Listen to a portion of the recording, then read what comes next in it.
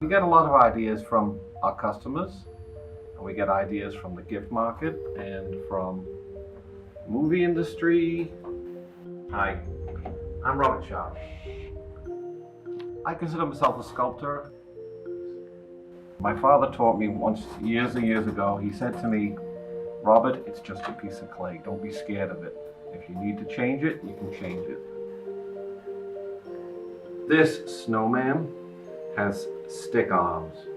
Now, there's a scene in a children's digital animated Christmas movie, and as the train goes by a house, at the beginning of the movie, there's a snowman in the yard, and it has stick arms with mittens on the end.